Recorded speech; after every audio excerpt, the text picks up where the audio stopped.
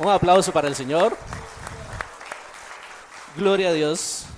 Y esas frases bonitas que a mí me gusta recalcar es: mi mente está alerta y mi corazón receptivo. Es una disposición en la que el pastor, junto con la guianza de Dios, ha puesto en esta declaración para incentivarnos a que en todo momento, cuando escuchemos la palabra de Dios, podamos estar conscientes, nuestra mente alerta y nuestro corazón receptivo para recibir la palabra de Dios. Y esta palabra de Dios comienza para mí con una pregunta: ¿qué tan importante es que tu nombre quede registrado para siempre en la historia? Y estoy hablando de la historia de la sociedad, del ser humano como tal. No estoy hablando de la Biblia, no estoy hablando de nada en particular, estoy hablando de la historia. A través de la historia han aparecido diversos personajes para construir o para destruir una sociedad como tal. Y han quedado plasmado en libros de historia, en estudios, se enseñan en las escuelas, en los colegios, historias como tales. Y a mí, como yo soy un apasionado de los números, me puse a pensar, ¿cuál es la probabilidad de que un solo hombre sea nombrado en la Biblia? Y hablando ahora sí de la Biblia como tal. Estadísticamente, para que usted sea nombrado en la Biblia, tiene que nacer un hombre o mujer dentro de 23 millones de personas. Eso equivale a 4 veces Costa Rica. La población de Costa Rica, solamente los costarricenses que están registrados en el padrón electoral, son 5.600.000 aproximadamente. Y estamos hablando de que para que usted salga nombrado en la Biblia, es una persona dentro de 23 millones. Y si somos 5 millones de habitantes, tiene que haber, números más, números menos, 4 veces la población de Costa Rica. Y usted podría dimensionar que este templo se multiplique por 4. Esta sección, otra más allá, otra más al fondo, otra más al fondo. 4 veces de 23 millones y vamos a escoger una sola persona. Y nótese la importancia de que esa persona esté escrita en el libro de la Biblia como tal. Estadísticamente es muy difícil. Estadísticamente es muy improbable de que usted sea escrito y que sea escogido dentro de todas estas personas.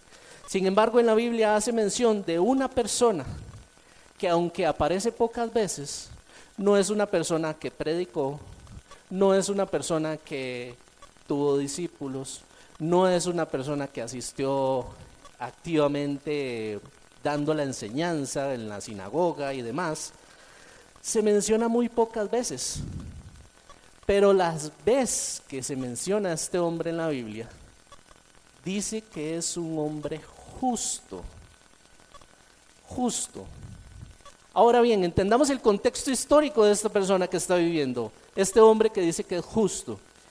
Y aquí hago un paréntesis: cuando hablo de hombre, no me estoy refiriendo a justo de género masculino, puede ser justa también. Está Katia, que es una mujer justa, está Noili, que es una mujer justa, está Eraida, está Ana. Están mujeres incluidas también en el contexto de la palabra justo. Esto no es excluyente a un género como tal, que en este caso el masculino. Hablamos de un hombre, hablamos justo. Pero si usted quiere hacer personal la prédica como tal, háblese como una persona justa. El contexto histórico. Israel está bajo una opresión política como tal. Hay un gobierno que los está presionando. Este gobierno es el gobierno romano y existe una esperanza en el pueblo, y esta esperanza es que salga un Mesías prometido que lo libere de esa opresión. Y el pueblo está ansioso, está esperando constantemente. Y yo no sé si usted siente ahorita mismo esa misma presión. Hay personas que a nivel social llegan y dicen: el gobierno de Rodrigo Arias fue de lo peor. Rodrigo Chávez fue de lo peor, fue lo más incómodo, y qué pereza que ahora viene Laura Fernández y viene la misma opresión. Yo no vengo aquí a hablar de política, pero si usted siente en este mismo momento una presión política y social y está esperando un salvador, ese mismo contexto histórico se está presentando en la historia de José. Adicionalmente,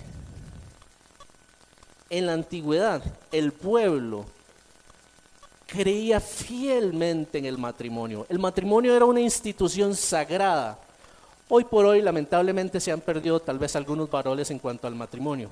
Y eso es lamentable. Y tal vez nosotros como iglesia tenemos la responsabilidad de poder fortalecer ese mismo valor que existía en la antigüedad.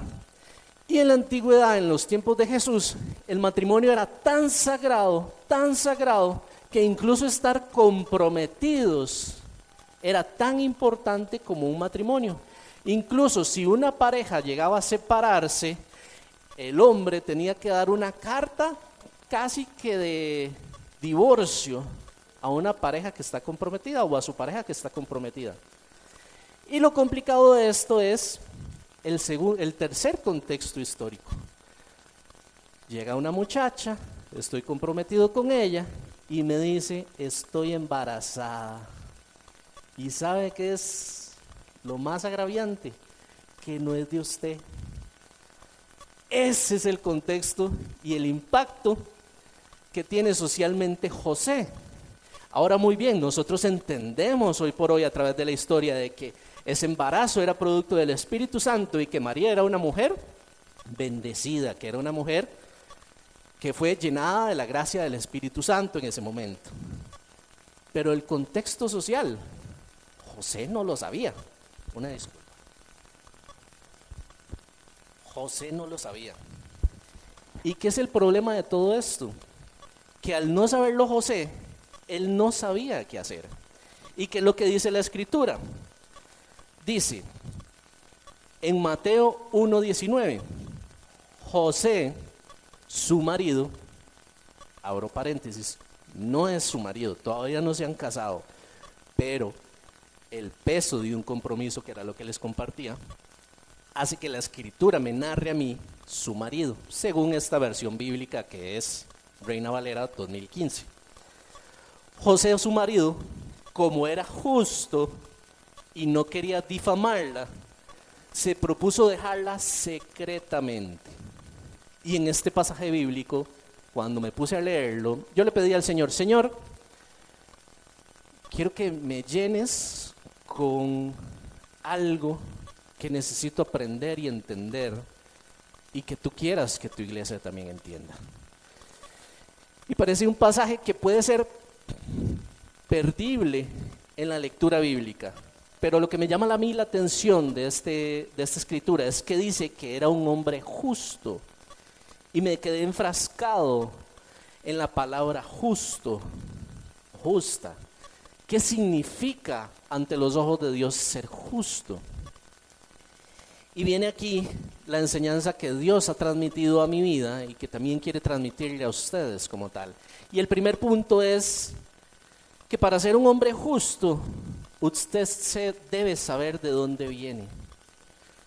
Un hombre justo debe saber de dónde viene. Ahora bien, yo leo estos pasajes. Este pasaje está en Mateo capítulo 1 y empieza en el versículo 1 hasta el 19, que lo mencionan como un hombre justo. Yo me pongo a leer Mateo y empiezo leyendo.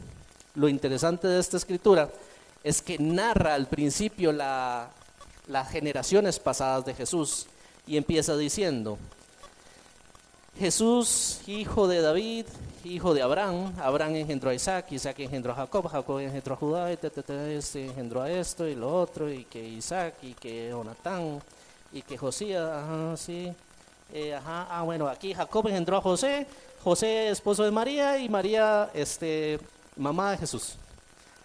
Así lo leo.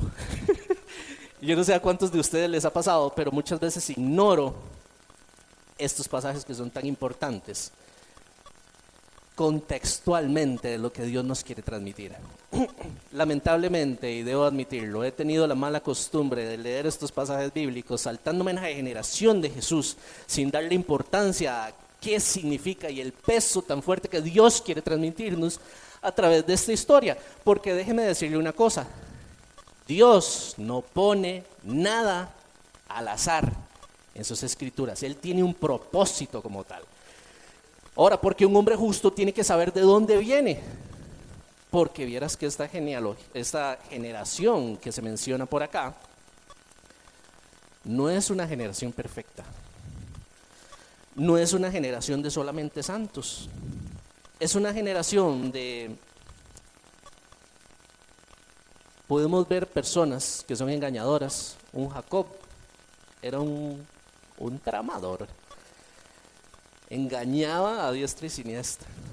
Vemos a una mujer como Rahab, por eso digo, no es exclusivo entre hombres y mujeres, que también se menciona y que dice la Biblia que era una prostituta. Vemos a un gran hombre que se menciona, pero que cometió acontecimientos atroces, un adúltero, un homicida, era el rey David. Y vemos a diferentes personajes que a través de la historia han cometido errores, pero aún así Dios no fue excluyente para incluirlo en las escrituras. Y por eso digo de que Dios no toma las cosas al azar. Él siempre decide qué es lo que va a escribir y qué es lo que se va a poner, sin ocultar nada. Sin ocultar nada. Y ahí lo importante, porque muchas veces nosotros llegamos a una vida cristiana y lo primero que se nos dice a nosotros cuando recibimos a Cristo en nuestro corazón es: Dios hace todas las cosas nuevas, las cosas viejas pasaron. Y con este mismo contexto de las cosas viejas pasaron, nosotros hacemos un borrón y cuenta nueva y decimos: ya me olvidé lo que hice. Ojo, hablemos esto pausado. No está mal, pero yo tengo que entender quién soy. Porque Dios, a pesar de que a mí Él me quita mis pecados y borra mis pecados, aún así, en las mismas escrituras, Dios me dice: el que crea estar firme, cuide que no caiga. Él me advierte que aunque yo sepa que Él ha borrado todo mi pasado y ha hecho las cosas nuevas, yo tengo que estar alerta de qué es lo que me tengo que cuidar. Y voy a esto. En otros momentos tal vez lo he compartido. Yo muchas veces puedo analizar mis generaciones pasadas. Mi abuelo pudo haber sido un alcohólico, mi papá pudo haber sido un alcohólico, yo vengo a Cristo y rompo con esto, es una atadura. Pero esa atadura siempre va a estar buscando cómo perseguirme. ¿Por qué? Porque el enemigo siempre anda buscando cómo distraer, cómo separar a la gente del evangelio, cómo engañar, cómo robar almas. Y si yo me descuido, y si yo digo: bueno, estoy firme, y no cuido en que puedo caer, puedo ser descuidado. Por eso la misma escritura me advierte a mí que yo tengo que tener conciencia de dónde vengo. ¿De dónde vengo? ¿Para qué? Para entregarle las cosas a Dios. Si yo en mi vida no hubiese entregado al Señor este dolor, esta cadena, Dios no tiene manera de cómo trabajarlo. Porque yo no estoy siendo consciente de mis fallas, de mis dolencias. Si yo no le entrego a Dios mi pasado, Dios no puede hacer un futuro nuevo. Si yo no le entrego a Dios mi pasado, Dios no puede construir cosas nuevas. Y no porque no quiera, o no porque no pueda, porque de poder tiene poder para llevarnos aún más allá. El problema es que sería un trabajo que no va a generar en mí conciencia para cambio, que no va a generar en mí fortaleza y que yo no me voy a poder arraigar. Ahora bien, ¿por qué yo tengo que saber de dónde vengo? Porque yo constantemente tengo que estar dependiendo de Dios, y esto es una dependencia. Si José ve su pasado y ve que hay personas que cometieron homicidio, personas que engañaron, personas que mintieron, que defraudaron a los demás, y él no está consciente de quién es, muy probablemente él va a engañar a María. Muy probablemente va a defraudar a María. Muy probablemente, y lo permitía la ley con el dolor, van a terminar asesinando a la pobre María. Pero dice la escritura de que José era consciente de quién era y era un hombre justo y decidió en su corazón apartarse sin hacer el mal. Y ahí lo importante de que nosotros tengamos conciencia de quiénes somos, de la capacidad de que nosotros tenemos para poder caer. Y nadie quiere caer. Todo el mundo quiere estar firme. Y voy a eso. La salvación no se pierde. Sin embargo, tengo que esforzarme en hacer las cosas bien para ser visto justo delante de los ojos de Dios. Y esto de los puntos acerca de la salvación, vamos a verlo más adelante. Tal vez me adelanté 2 pasos más adelante. Ahora bien, un hombre justo necesita aprender a escuchar la voz de Dios. Dice la escritura en Mateo 1:20, que es el versículo después del que les narraba acerca de José, que es un hombre justo. Dice que José, pensando en esto, vino un ángel a él en sueños, se le apareció en sueños y le habló. Ahora bien, yo me puse a pensar y decir, bueno, ¿cuántas veces Dios le ha hablado a José a través de esta escritura, de lo que podemos entender? La primera vez que Dios le habló a José, le dijo, no temas recibir a María, tu mujer, porque lo que es de ella engendrado del Espíritu es. Esto lo podemos ver en pasajes siguientes, la primera vez. La segunda vez dice, levántate, toma al niño y a su madre y huye a Egipto. Segunda vez. ¿Y por qué le dice esto? Bueno, porque hay personas que quieren matar al niño y toda la historia de los niños que fueron sacrificados en ese tiempo. Tercera vez, una vez pasado este tiempo y muerto Herodes.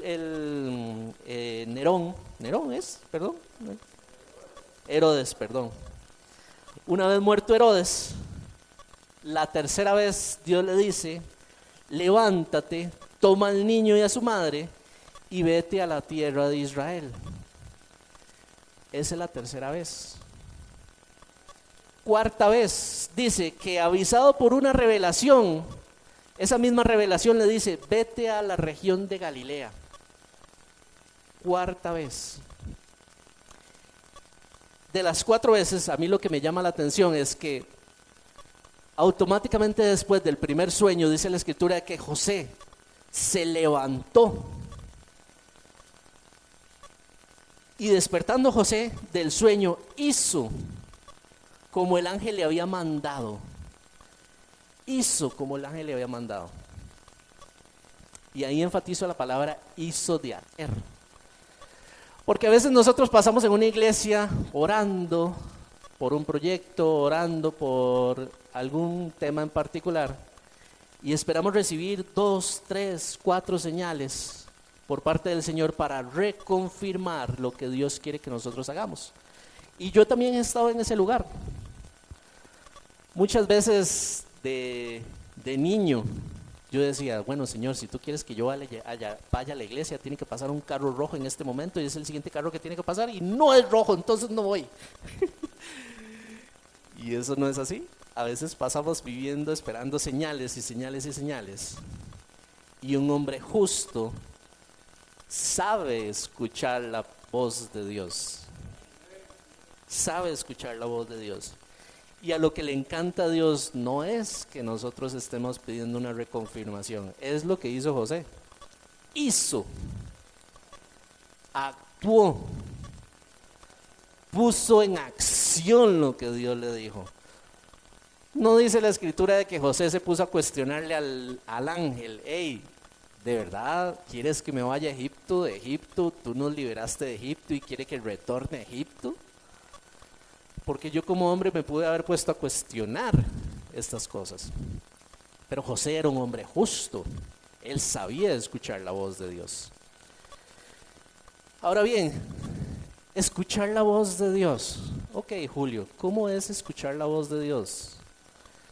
Porque a veces puede sonar muy místico, muy maravilloso, como muy imposible escuchar la voz de Dios. Pero no es así. Cuando Elías estaba en un momento de tribulación, dice que vino un gran estruendo, un fuego inmenso y un viento que botaba la casita de los 3 cerditos. Y dice que en medio de ese fuego, en medio de ese temblor y en medio de ese viento, no estaba la voz de Dios. ¿En dónde estaba la voz de Dios? En un soplo apacible. En un soplo apacible. Hubo un momento en mi vida en la que yo le pedí a Dios, Dios, yo quiero ser sensible a tu voz. Quiero escuchar tu voz y te prometo que voy a hacerte caso cuando escuche tu voz y hacerla. Hace aproximadamente 10 años escuché la voz de Dios después de hacer esta oración y les explico mi contexto también. Yo estaba casado, mi sueño siempre fue, digo fue porque ya se cumplió, mi sueño siempre fue construir una casa, tener una casa propia y Dios me permitió construir esa casa. Y en medio de ese sueño tuve una oportunidad junto con mi esposa de poder ir a un proyecto inmobiliario y hacer una inversión para construir una casa. El panorama cuando yo fui con mi esposa Shirley a este proyecto inmobiliario, nos presentaron el proyecto, la casita, no les miento, era muy bonita, era en Sabanilla. Nos presentaron todo lo que era el contrato, económicamente nos estaba yendo, gracias a Dios, bien. Para construir una casa lo que nos estaban pidiendo era una cuota, un compromiso monetario de 500,000 colones para amarrar el proyecto como tal. Nosotros veníamos ahorrando como matrimonio para hacer este proyecto o este sueño como tal, teníamos el dinero. Y me acuerdo que fuimos a este proyecto, nos mostraron la casa, todo parecía maravilloso y nos sentamos en una mesa, mi esposa, yo y la gente de ventas, nos puso el contrato, nos puso el lapicero y nos dijo, Julio Shirley, este es el sueño de ustedes que está a punto de hacerse realidad. Lo único que tienen que hacer es firmar este documento y hacer la transferencia del dinero para amarrar el proyecto. Ahora bien, pónganse en este contexto. El sueño de sus vidas. Tienen la posibilidad de pagarlo. Tienen el contrato al frente de ustedes. Tienen un proyecto que les ha gustado y que la casa se ve hermosa. Me siento yo y le digo a la gente de ventas, muchacha, ¿usted me da unos minutos para yo hablar con mi esposa? Sí, claro, don Julio, permiso. Voy a salir, les voy a dar unos minutitos. Me siento yo a hablar con Chir y le digo yo, Chir, no tengo paz, Chir. No me siento bien. ¿Pero por qué? No siento esa paz.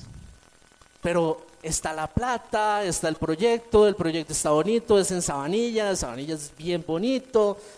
Tenemos todo, está todo en la bandeja de plata. Yo, Chir, no, yo no sé, pero yo no voy a firmar. Y no firmé. Yo estaba irrumpiendo mi sueño por un presentimiento que Dios me estaba poniendo en mi corazón. Y para no cansarlos con la anécdota,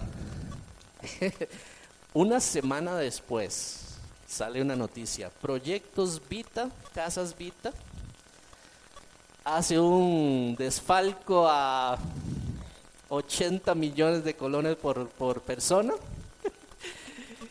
Y yo, Dios mío, de la que me salvaste. Eso es escuchar la voz de Dios. Y no es algo místico. No es algo místico. Escuchar la voz de Dios lo que te trae es paz. Paz es lo que te trae. Paz para cuando tú vayas a tomar decisiones, cuando tengas que tomar una decisión importante en tu vida, esa decisión tiene que estar fundamentada en la paz de Dios, no en las condiciones que te tienes presente. Economía, que trabajo, que respaldo familiar. Esas no son las bases para que tomes una decisión. Las bases para que tomes una decisión es la paz que Dios te trae para tomar esa decisión. Aunque todo parezca loco e ir en contra de la corriente. Porque ahí yo hice un paso de fe. Es fácil tomar decisiones cuando tienes todo a tu favor. Pero no es fácil tomar decisiones cuando es Dios el que te está diciendo: toma esta decisión.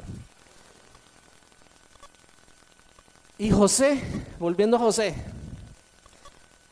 históricamente es fácil que José pudo haber reclamado y dicho: María, me engañaste, no te creo, tú me engañaste. Y podía reclamar José a la familia de María monetariamente por haber defraudado ese compromiso de matrimonio. Pudo haberlo hecho, pero él dice que no quiso defraudarla. Mis ovejas oyen mi voz y yo las conozco y me siguen, dice Juan 10:27. He aprendido que escuchar la voz de Dios no es como ustedes me están escuchando a mí. Es seguir el corazón de Dios, hacer las cosas correctas. Porque aunque José pudo haber defraudado y herido a María, no lo hizo. Y puso en su corazón el no hacer el mal. Y vuelve al tercer punto. Un hombre justo no desea el mal a las personas. No desean el mal. Hay veces en las que nosotros nos topamos a personas en nuestros trabajos, en nuestro ambiente de estudio, en nuestro ambiente incluso familiar, que pueden habernos herido. Incluso hay personas que pueden ser malintencionadas y querernos causar un daño físico a nosotros, un daño perjudicial a nosotros. Y de los 3 niveles que podríamos pensar en no querer hacerle mal a las personas,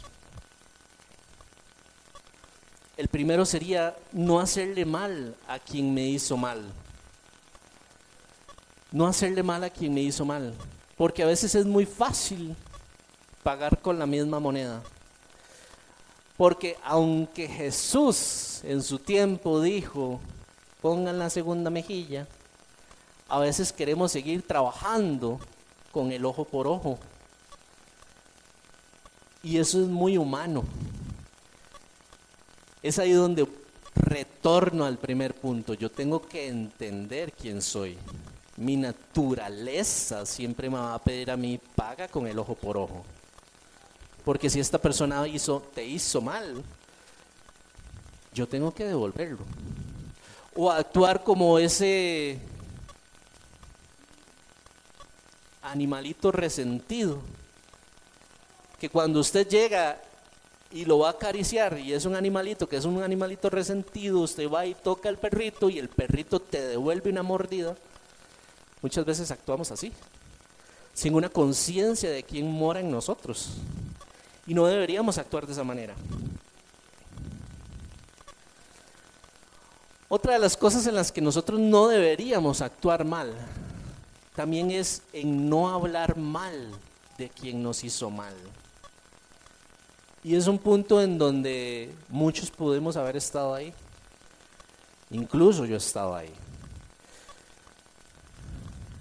Por X o Y razón he tenido tal vez algún jefe que a mí no me agrade, o algún jefe que, se los voy a poner como ejemplo. Una vez estaba yo en el hospital y le puse a mi jefe: mira, estoy en el hospital, estoy con una intravenosa. Le mandé una foto mía del bracito aquí con la intravenosa, y mi jefe me contestó. Ay, qué vergüenza, yo aquí lo estoy publicando. Ok, está bien, Julio, pero recuerda que tiene que tener hecho esto y esto del presupuesto. Y yo, uy. A mi jefe le importó más un asunto del trabajo, de si yo estaba bien de salud o no. Y hablar mal de estas personas es muy fácil. Es muy que yo llegue y salga al día siguiente, me incorpore a mi trabajo y me llegue a hablar con mis compañeros y que fulanito de tal me contestó esto, ¿se lo puede imaginar? O que yo vaya al talento humano y que diga: esta persona es un inhumano, vea cómo me trató, no le importó ni siquiera si yo estaba en el hospital. ¿Cómo se puede ocurrir pedirme algo del trabajo cuando yo estoy aquí grave de salud? Eso es hacer mal. Y eso es muy difícil, porque lo más fácil es hablar mal. Voy nuevamente a José. Lo más fácil para José era llegar y decir: esta María, taca, taca, taca, puntos suspensivos, usted póngale lo que quiera. Eso era lo más fácil. Pero José no lo hizo. Y es algo que yo he aprendido, he necesitado aprender. A corregir mi lengua también. No es solamente desear con el corazón hacer mal. Aunque yo no le haga mal físicamente, es hablar mal.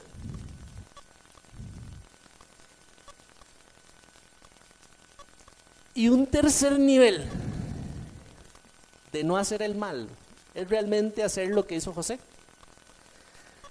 José, aunque, como les digo, tenía la justificación de poder decir: María me engañó, María me defraudó, él dice que silenciosamente, o sea, el segundo punto, no dijo nada. Me voy a retirar, no voy a hacerte daño porque te amo, y ahí engloba mucho de lo que es el amor. Me voy a retirar sin hacerte daño y listo. Ese es un paso de fe. Es un paso de fe que muchos hemos estado en prueba, y para mí, como les digo, es muy fácil llegar y decir: esta persona me está haciendo mal, y hablar mal de esa persona. Y la prueba y la fortaleza, porque José sabía quién era. Sabía que José tenía todo el potencial para ser un engañador, un adúltero, un asesino, porque él entendía todo su contexto histórico del pasado. Y es por eso que nosotros no podemos dejar de entender quiénes somos y de dónde venimos. Último y cuarto punto.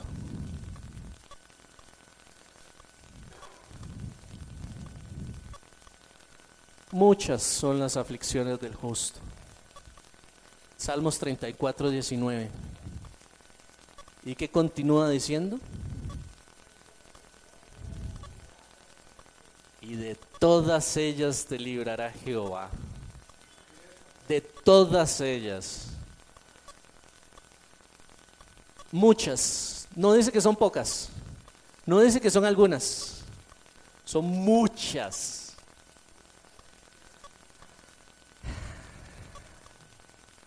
Hay algo que me dolía esta semana. Esta semana, como comentaba el pastor, la familia vivió el fallecimiento de un ser querido.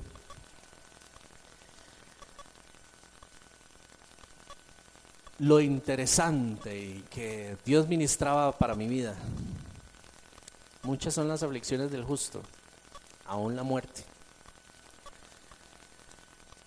Y lo lindo y maravilloso de todo esto es que en el momento de la vela de Don William,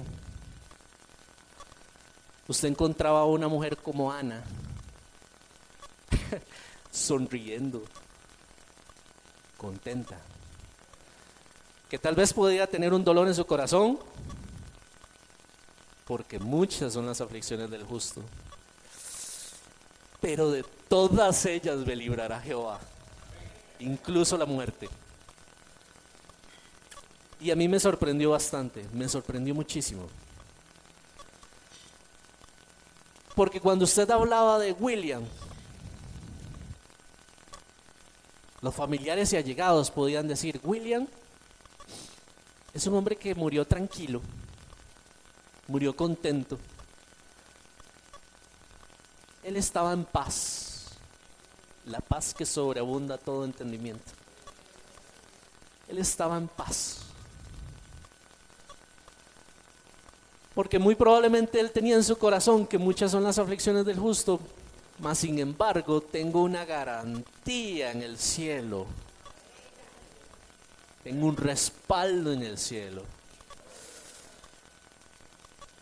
Y en medio del dolor, en medio del sufrimiento, estoy gozoso.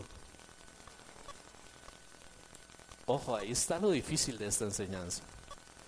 El punto número 4 y la faja que dijo Eric ahora al principio es esta. Entender y comprender de que a pesar de mi dolor, a pesar de mi sufrimiento, porque yo entiendo que hay personas que están aquí que pueden estar padeciendo una enfermedad física y que están sufriendo. Y yo, junto con ellos, también lo sufro. Pero están aquí de pie, gozándose, celebrando al Señor. Mi esposita está enferma. Y ella me decía, aunque esté enferma voy a ir, porque quiero alabar al Señor. Y me gozo en ello. Yo soy uno que le dije, si usted va a ir, use una mascarilla. Y ahí está, con una mascarilla. Pero estamos gozosos y felices porque en medio de las dificultades sabemos de que Dios nos va a librar de todas ellas y de cada una de ellas. Y me alegro y me gozo por cada uno de ustedes que ha tenido alguna dificultad. A Dios la gloria. A Dios la gloria. Porque usted muy bien sabe, yo podría ser muy inconsciente de los padecimientos que usted está teniendo, pero Dios no se olvida de usted. Dios tiene muy presente todas sus necesidades. Y por eso la Escritura dice, de todas ellas me librará Jehová. Justo y bueno es. Un pianito, mi amigo.